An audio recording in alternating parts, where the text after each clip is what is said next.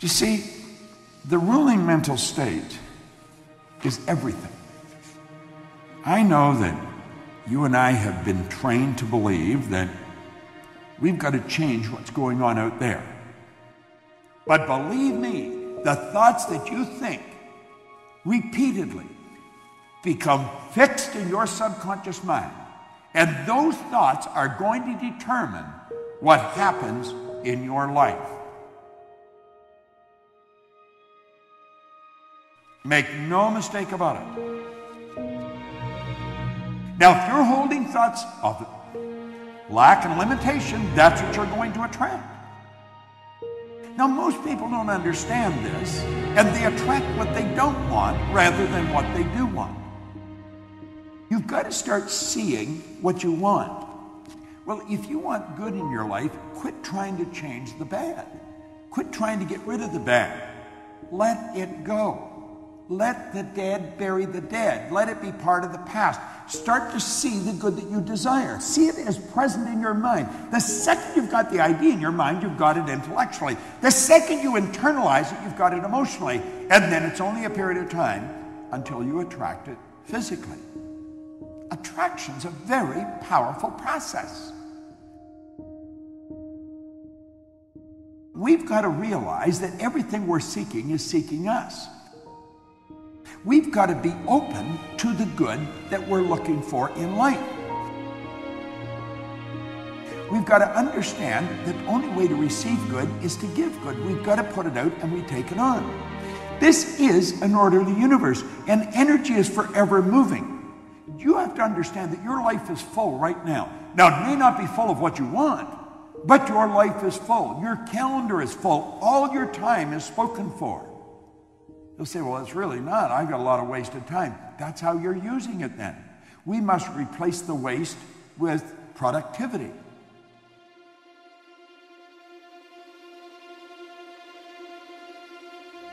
Start to think of who you can give to, what you can give, where you can give, and then give everywhere you go. Give the very best you've got. And you know something? You'll receive the very best the universe has. It's sitting there waiting for you.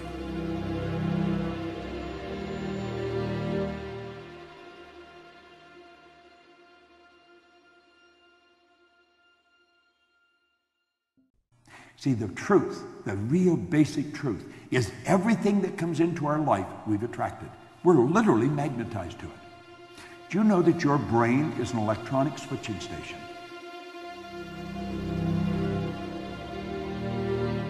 It controls the vibratory rate of this massive energy that we call our body. I'm not my body, I'm not my brain, you're not your body, you're not your brain, but you do have a brain.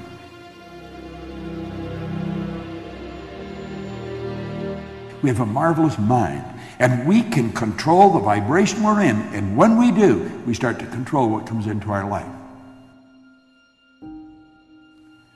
Mind is the master power that molds and makes, and man is mind, and evermore he takes the tool of thought and shaping what he wills, brings forth 1,000 joys or 1,000 ills.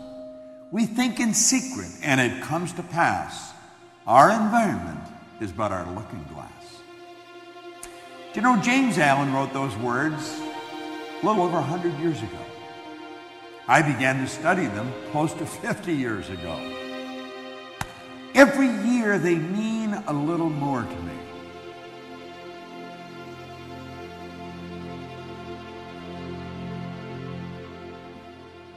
Thinking is a powerful force. It's been said that it's the most powerful force we're capable of. You see, the mind, it's the most powerful force in the world. And thinking is a very, very powerful form of energy. And I began to study this information. And you know, it took me a while, but as I started to adopt the concepts and adapt my mind to them, my life started to change. My problems started to sort of disappear. I started to earn a lot more money. I was living in a healthy body, very rarely ever being ill. I noticed that I started to attract different people into my life, more interesting people. You see, the truth was, I was just becoming a more interesting person. A person's interesting because they're interested. And you see, as we start thinking powerful thoughts, everything starts to happen. The progress of the individual is largely determined by what? What do you think it is? Let me share that again. The progress of the individual is largely determined by, it's a good question, isn't it? It's by his ruling mental state. Because the mind is the basic factor in governing power in the entire life. My life and your life, you see. Listen very carefully to this. Have you ever had someone condemn or criticize your efforts when you were given the best you thought you had and really tried to please them? I'm sure you have. I know I have, and I'm sure you have. Didn't you feel like folding up and just quitting? Just say, it's over. When you put good into anything, good's going to come back. We pointed out that every great leader that has ever lived has been in complete unanimous agreement that we become what we think about. Understand that you have infinite potential. No one knows what you're capable of doing. The most erudite scientist alive will not even guess at what you're capable of doing. Listen, when we talk about you, we're talking about something that is awesome. The highest form of creation on the planet. That's what you and I are.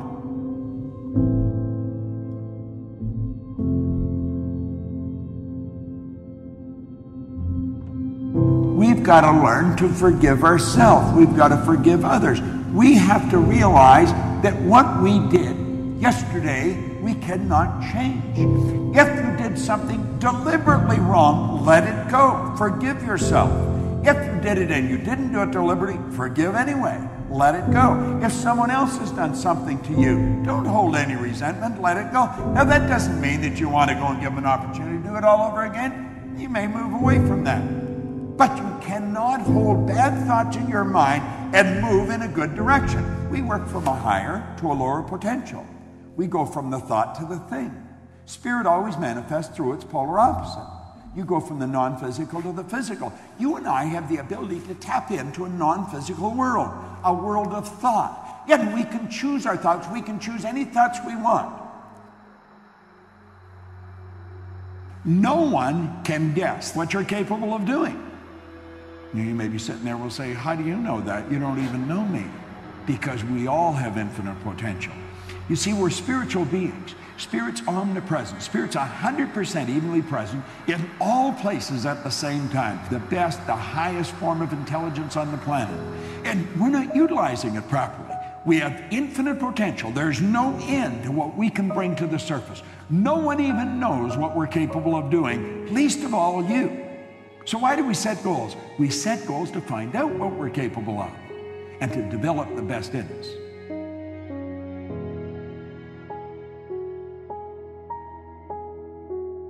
We want to set a goal that's worthy of us. You're trading your life for a goal. Now, I don't think you'd trade your life for a car. I don't care what the automobile is. It could be a Ferrari, a Lamborghini. Would you trade your life for it? I don't think so. Would you trade your life for a house? I haven't come across the house that I'd trade my life for. Now, I've been in some beautiful neighborhoods and I've been in some magnificent homes, but I wouldn't trade my life for any of them. And yet, you know, you are trading your life for what you're doing today. Now, if you're not going after a goal that's worthy of you, then what are you trading your life for? It is the progressive realization of a worthy ideal. Now stop and think of what that means. Progressive is not go and back, up and down. Progressive is continually moving in an upward direction. So if we're going after the goal we want, we're not going backwards, we're not having bad days, we're progressively going in the right direction of a worthy ideal. Now we're not asking, are we worthy of the goal? Is the goal worthy of us? Use it, and you'll win.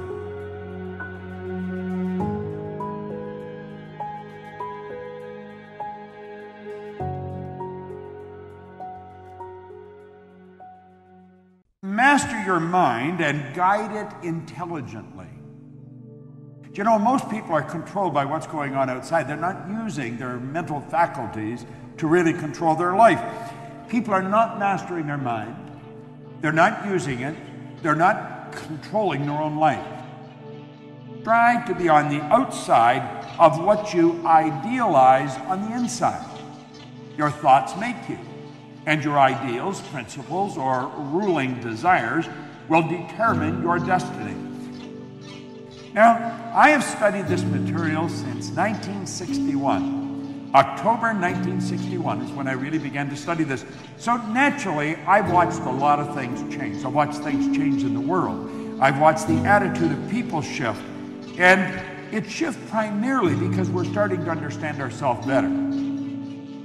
Make a daily effort to use the knowledge that you have gained. Try to improve upon all of your opinions.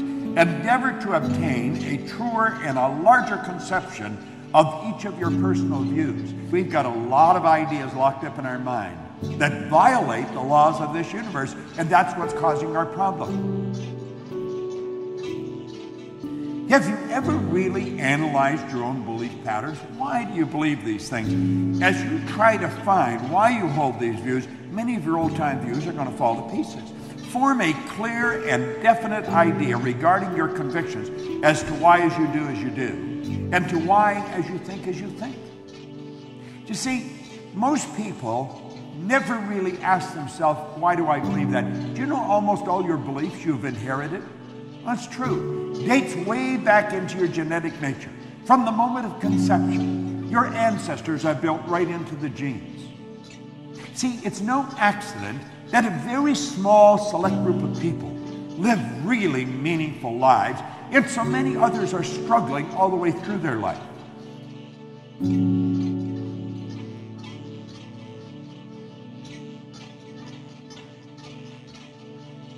The latter is deep thinking, which arouses dormant powers, quickens the perception, and leads to the enlargement of life on all planes. You see, most people's thinking takes them to last night's ball game, maybe the weather, or who won the election. What we're talking about is deep, penetrating thought. Really dig into our mind. Let's figure out how we can take quantum leaps, just jumps ahead, rather than small, incremental